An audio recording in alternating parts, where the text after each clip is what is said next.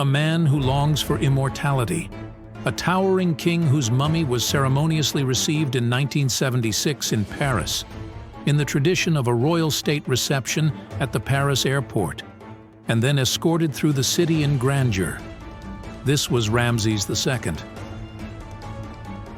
Ancient Egypt, a civilization steeped in secrets that have always captivated humanity. Hundreds of pharaohs sought to be unforgettable, yet only a few have remained in memory. In 1279 before Christ, Ramses the Great ascended his throne to rule for the next 66 years. He had thousands of followers willing to sacrifice their lives at his single command, believing that the blood of the gods flowed in his veins. Back then, it was common for pharaohs to have multiple wives, and it is believed that his wives bore him around 100 sons and daughters.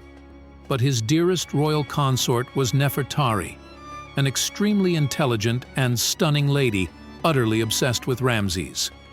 They were married before his ascension to the throne and already had several children together.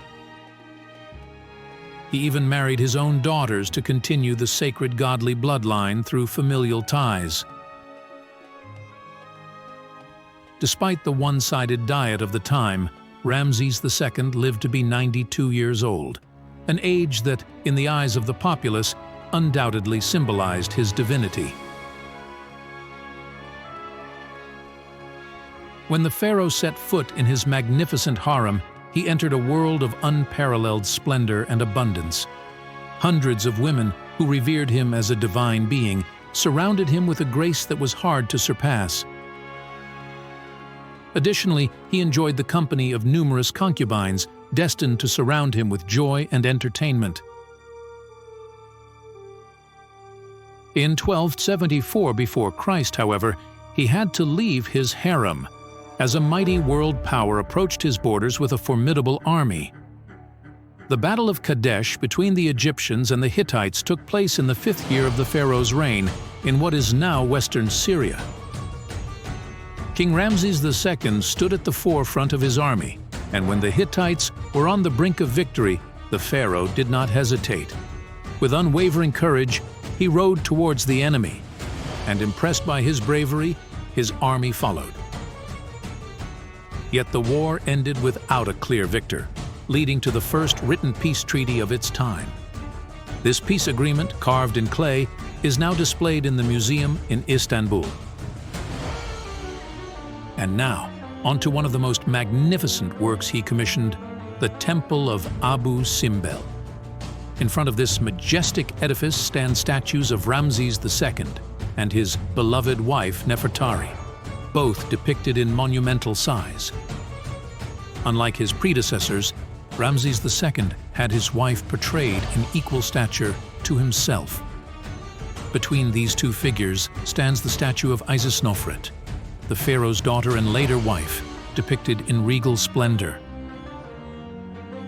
During his majestic 66-year reign, Ramses II had his hands full ensuring law and order in magnificent Egypt. He bravely quelled uprisings of various clans and bandits, keeping the crime rate low thanks to his strict laws against wrongdoers.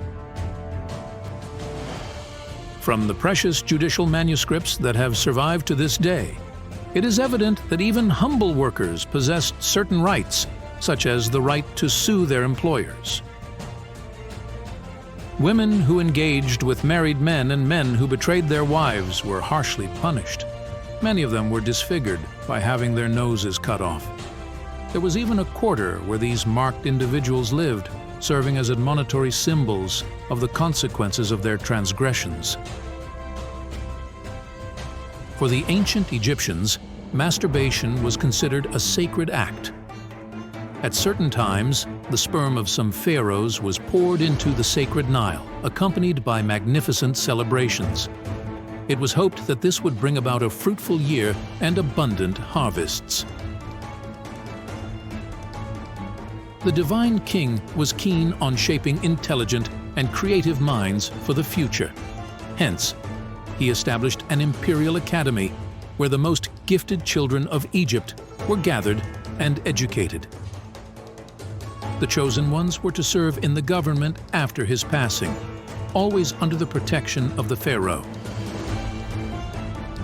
Despite his immense wealth, being a pharaoh was no easy task. To protect himself from diseases and to resemble the god Horus, all of Ramses' body hair was removed, leaving him always smooth and radiant. Ramses undoubtedly left deep marks on this world. In his era, he was worshipped as divine. Today, his mighty body rests in a museum, where he receives the attention of people for a brief moment. However, whether the ruler of the Nile, the radiant Sun King, would agree with being displayed as a mere object in a glass case remains uncertain. In 1976, his sacred mummy was received in France with a magnificent state parade to preserve it from decay. Although he was a long-deceased ruler, a passport was even required for legal reasons. Thus, Ramses II received a posthumously issued passport in his name. In accordance with royal protocols, a celebration of royal splendor and dignity was also prepared for Ramses II after 3,300 years as a tribute to the former pharaoh who now rests in the halls of eternity. Thanks for watching. If you liked the video, don't forget to subscribe to the channel.